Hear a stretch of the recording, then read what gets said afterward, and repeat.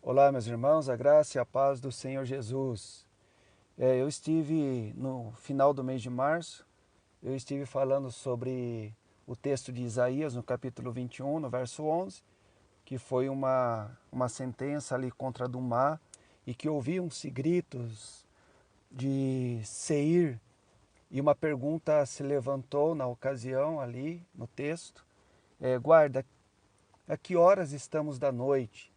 Nesta tentativa de decifrar o período da noite, o ciclo noturno e entender, né, esse período, muitos questionamentos, muitas perguntas, indecisões, surpresas, e que parece que ainda esse ciclo da noite se estende alcançando os dias em que nós estamos vivendo hoje.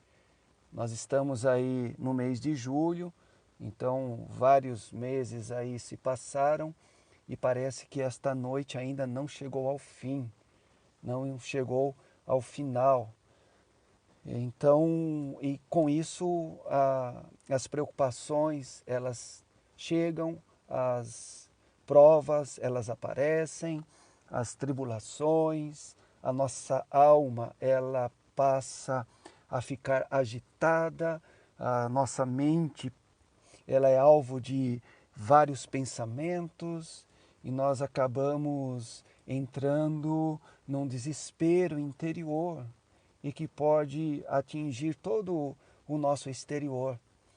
E a intenção aqui nesta noite é, por meio da palavra de Deus, fortalecer a vossa fé, trazer de volta a esperança, a confiança em Deus, e que por meio das tribulações e provações da vida, nós devemos firmar a nossa confiança em Deus, olhar para Jesus, que é o nosso autor e consumador da fé.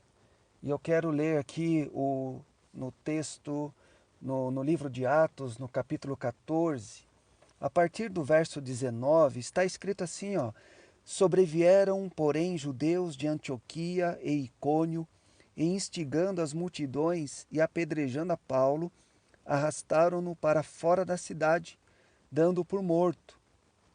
Rodeando, porém, os discípulos, levantou-se e entrou na cidade. No dia seguinte, partiu com Barnabé para Derbe, e tendo anunciado o evangelho naquela cidade e feito muitos discípulos, voltaram para Listra e Icônio e Antioquia, fortalecendo a alma dos discípulos, exortando-os a permanecer firmes na fé e mostrando que através de muitas tribulações nos importa entrar no reino de Deus. Nós temos um episódio aqui de Paulo sendo apedrejado, e mesmo numa situação como essa, Paulo, ele tinha uma missão, ele tinha um propósito de vida, mesmo passando por lutas, por dificuldades, por problemas, tribulações, ele tinha um firme propósito. O seu coração, a sua alma, a sua vida, né, estava fundamentada em Cristo. E ele olhava para frente. Tanto é que ele chegou a declarar: eu combati um bom combate, terminei a carreira, guardei a fé. Um homem de propósito, um homem que estabeleceu um alvo na vida e foi até o final, independente das circunstâncias, independente das provações, das lutas, dos ventos contrários, ele permaneceu até o fim, guardou a sua fé, confiou em Deus e foi um homem que teve grandes experiências com Deus no mais profundo vale. Nós precisamos compreender, né, que as provas e tribulações, elas fazem parte da nossa caminhada com Jesus. E que muitas vezes, ou quase sempre, são permitidas por Deus, para que sejamos o quê? Fortalecidos, forjados, segundo o caráter de Cristo Jesus. Alguns, quando eles passam por períodos como esses de lutas, de provações, de tristezas, de enfrentamentos, de batalhas, eles acabam desanimando. Pessoas que desfalecem. Há outros que chegam a declarar que Deus se esqueceu delas. Há outras pessoas que declaram que Deus escondeu o rosto delas, encolheu a sua mão em favor delas. E não é bem assim. Nós precisamos compreender que as lutas, as provações, elas fazem parte da nossa vida. E que, por exemplo, no verso aqui 22, Paulo fala que Lucas escrevendo aqui essa experiência de Paulo, fortalecendo a alma dos discípulos, exortando-os a permanecer firmes na fé, não esmorecer, não abandonar a fé, não negar a fé, e mostrando que, através de muitas tribulações, o que importa é entrar no reino de Deus. Veja que as provas, e tribulações, elas fazem parte da vida cristã. E o próprio Jesus disse que no mundo nós teríamos aflições, mas que deveríamos ter bom ânimo ou ter fé. Por quê? Porque ele venceu o mundo. E se ele venceu em Cristo Jesus, nós podemos vencer o sistema que nos aflige, o sistema que nos preocupa, o sistema que gera uma turbulência em nossa alma, as tribulações, os conflitos. João, em 1 João capítulo 5, verso 4, ele diz que porque todo que é nascido de Deus, ele vence o mundo, ele vence o sistema, esse sistema que tenta aprisionar as pessoas, que tenta colocá-las numa situação de aflição, de angústia de alma, gerando preocupações, ansiedades.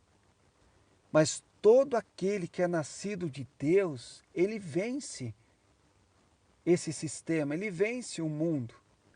E a vitória que vence o mundo, o texto conclui aqui o verso 4, é a nossa fé. Nós não podemos perder a nossa fé em tempos de aflições. Temos que esboçar fé, expressar fé, ainda que os nossos olhos não consigam ver uma solução para aquele problema. Mas eu sei que a fé me faz superar aquela situação. A fé me faz vencer aquela situação. Algumas provas, elas são fruto de ataques do inimigo. Algumas provas que nós passamos, são ataques de Satanás em nossas vidas, principalmente na nossa mente. Por quê? Porque a nossa mente é o campo, de batalha, é o campo onde Satanás atua. Ele lança pensamentos negativos, ele lança a preocupação, ele lança a incerteza, ele lança a insegurança. Os nossos olhos, eles concluem uma situação, sendo que nós deveríamos exercer a fé diante daquela situação. É não agir pela emoção, não agir pela razão, não agir pela nossa mente, por aquilo que nós compreendemos, humanamente falando, mas é dar ordens à nossa alma para que esboce uma atitude de fé, para nós vencermos esses pensamentos, que nos colocam para baixo.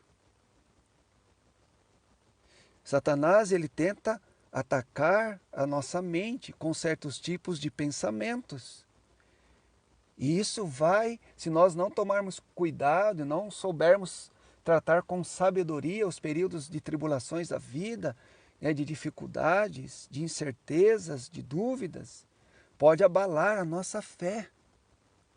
Porque vai entrar um medo no coração, vai entrar a dúvida. E entrando o medo, entrando a dúvida, entrando a incerteza, vai afetar a minha comunhão com Deus e pode me afastar de Deus.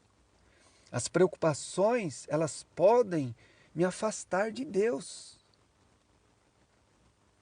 Meus irmãos, os cristãos, né, esta modernidade, né, os cristãos modernos, né, eles precisam aprender que as provas, né, elas têm a permissão de Deus. Elas podem ser ali um fruto de ataques de Satanás, mas também podem não ter nenhuma relação. São situações da vida. Talvez decisões que nós tomamos erradas, talvez caminhos que nós entramos, ou circunstâncias exteriores, como essa que nós estamos vivendo, nesse período que nós estamos vivendo tão difícil, tão problemático, de incertezas, de dúvidas, e que está afetando, né, todas as classes sociais, as áreas, né, da educação, da economia, da indústria, do comércio, enfim. Então, são situações como essas que, se nós não tomarmos cuidado, pode roubar o nosso coração de Deus, pode desviar os nossos olhos de Cristo, pode desfocar, né, a nossa visão em Deus. Deus não tem prazer, meus irmãos, em nos fazer sofrer. Em Lamentações, no capítulo 3, verso 33, está lá: porque o Senhor não aflige, nem entristece de bom grado os filhos dos homens. Porque quando Deus permite que passemos por provas, qual é o propósito? É forjar o nosso homem interior, para elevá-lo à estatura do homem perfeito, que é Cristo. As lutas e provações, elas vão lapidando a nossa alma.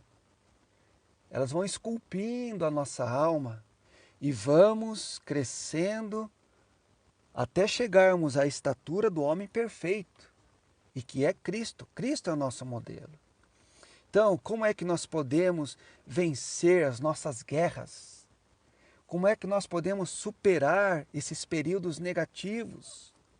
Eu tenho que crer que o amor de Deus é incondicional. Eu preciso crer no amor de Deus incondicional e eterno.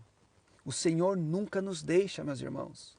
Mesmo quando permite que passemos por provas, Ele jamais nos abandona. Porque se nós olharmos, né, relatos bíblicos, há várias histórias de homens de Deus que passaram por provações, por lutas, por tribulações, e Deus esteve ali com eles. Você tem o exemplo aí de Daniel na cova dos leões, os seus amigos na fornalha, tem os apóstolos que sofreram perseguições, foram atribulados, foram ali maltratados, e mesmo assim eles permaneceram firmes. Deus, Ele diz na sua palavra: eu jamais te deixarei, nunca jamais te abandonarei. Lá em Hebreus capítulo 13, verso 5, as nossas maiores experiências, meus irmãos, com Deus, elas serão vividas em momentos de aflição. Porque Deus sempre socorre os de coração contrito, os de coração abatido. Deus não despreza o coração quebrantado, o coração contrito. E se nós temos que passar, nós não podemos desviar os nossos olhos de Jesus Cristo. O Senhor é o nosso refúgio, o Senhor é a nossa fortaleza. É Deus quem nos liberta de todas as formas de medo. É Deus que nos guarda, nos protege. Eu preciso crer no amor de Deus incondicional por minha vida, neste amor eterno. Eu tenho também que fechar, né, todas as brechas, porque há situações que são setas do inimigo, são flechas do maligno, né, para tentar minar a nossa fé, enfraquecer a nossa vida espiritual, para tentar tirar os nossos olhos de Jesus Cristo, afastar-nos do rebanho. Mas há situações que o inimigo não tem nada a ver.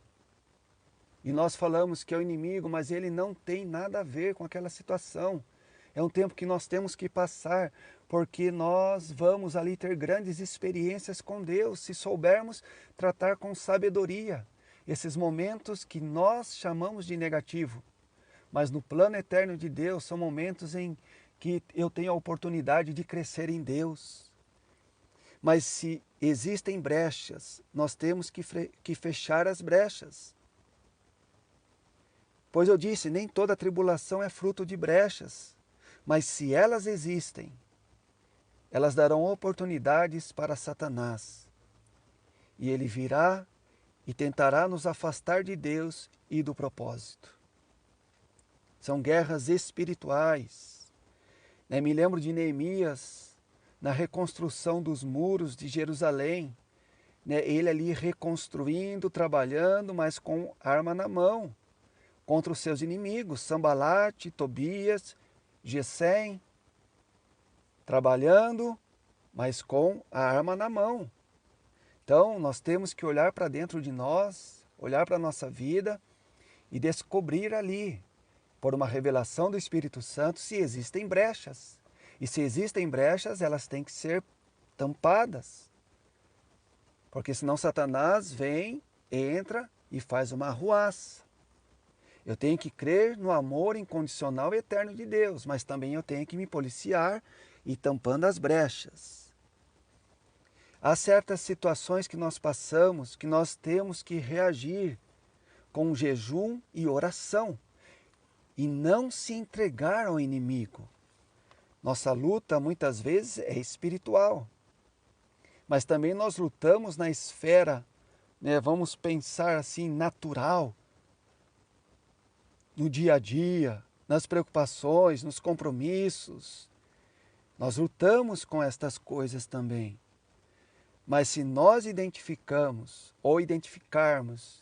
que as coisas naturais, elas estão servindo de uso de ferramentas para Satanás, para o inimigo, arruaçar a nossa vida, causar preocupações, causar medo, ansiedade e gerar aflição de alma, a ponto de tirar-nos da presença de Deus, a ponto de desequilibrar nossa vida espiritual.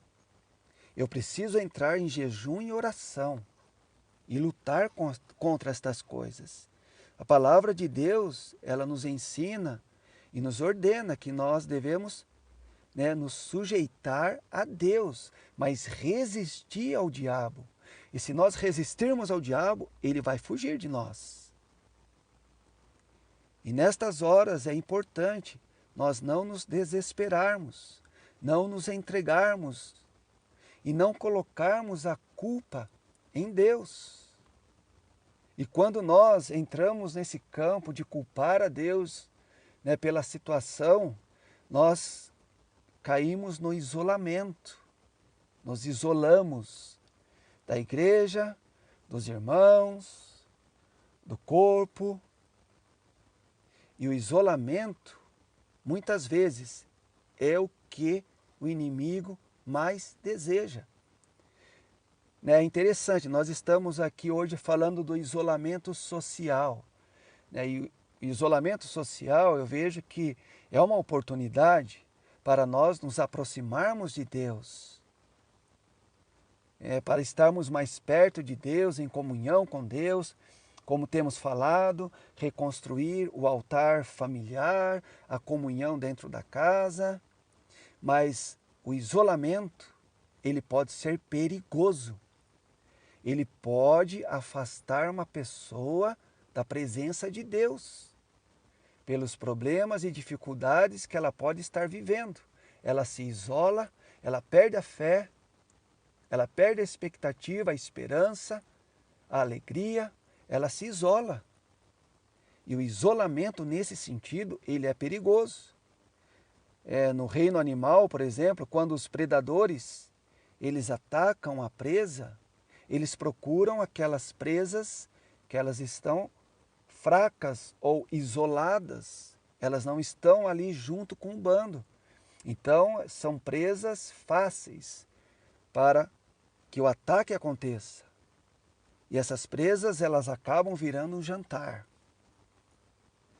Nós devemos, em meio às provas, nos firmar no corpo, estar com os irmãos na medida do possível, né, nos dias de hoje, e reagir com armas espirituais, como jejum, oração, a palavra profética. Por quê? Porque Deus peleja por nós. E a Bíblia fala, se Deus é por nós, quem será contra nós? Não é verdade, meus irmãos? Então, nós devemos reagir com jejum e oração. Uma outra coisa que eu percebo nos momentos de tribulações, de lutas, de provações, não se desvie do propósito. Veja que é um ensino prático, é uma palavra prática, diretiva, né, nesse período de dificuldade que nós estamos vivendo hoje. E que esta dificuldade, né, as preocupações, o medo, a ansiedade, a insegurança, pode causar enfermidade para a nossa alma e nos afastar de Deus. Mas se você não se desviar do propósito, sabe, é um ponto importante aqui, para vencermos esta guerra, não se desvie do propósito. Há muitos que estão paralisados, justamente porque os seus corações se desviaram do propósito de Deus. Talvez pessoas que tinham um chamado, um ministério, uma vocação, pessoas que receberam promessas de Deus, mas esses momentos tiraram estas pessoas do propósito de Deus, esfriaram na fé, perderam seus frutos. Por quê? Porque os seus corações se desviaram para as preocupações, para as ansiedades, para as lutas. E elas então entraram, né, num labirinto de surpresas. Não conseguem mais se achar. Não se desvie do propósito. Há um propósito. Nós temos um propósito, uma missão. Né? E ali no livro de Atos, nós lemos ali no verso 22, que através de muitas tribulações, o que importa é entrarmos no reino de Deus. Nós estamos de passagem nesta terra, meus irmãos queridos. Somos peregrinos, a nossa pátria é celestial. Em breve nós estaremos, né, reinando com Cristo. E todas estas coisas passarão, mas a palavra do Senhor permanece para sempre. Não se desvie do propósito. Em nome de Jesus, meus irmãos. Tiago, no capítulo 4, verso 17. Portanto, aquele que sabe que deve fazer o bem e não faz, nisso está pecando. E se está pecando, está dando munição ao inimigo para que ele venha e lhe ataque. Então, firme a sua esperança, firme a sua fé em Jesus. Não desvie os seus olhos da promessa de Deus. Ele vai nos libertar deste medo. Ele vai trazer solução. Ele vai resolver os nossos problemas. Deus abre as janelas dos céus e derrama bênçãos sem medidas sobre nós. Deus dá ordens aos seus anjos para virem ao nosso socorro e nos fortalecer, nos sustentar.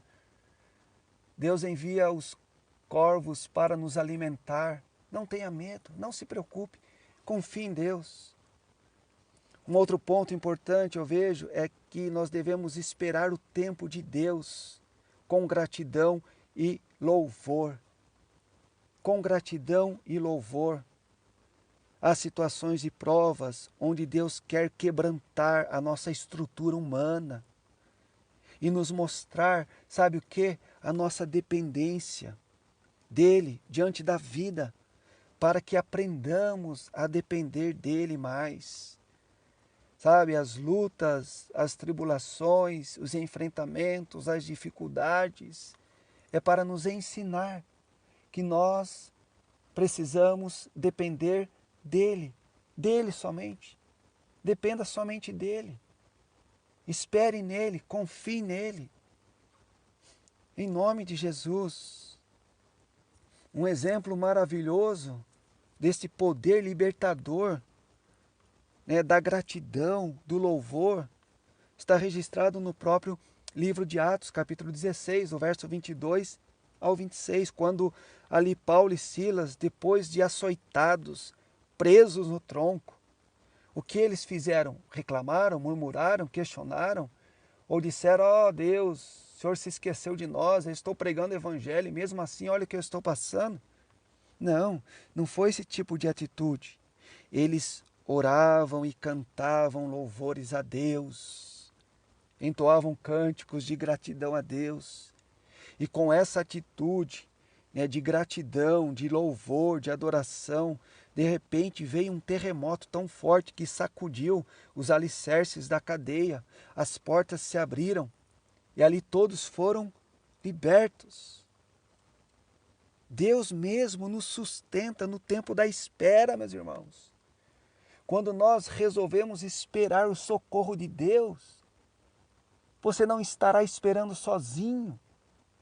Deus nos sustenta no período da espera.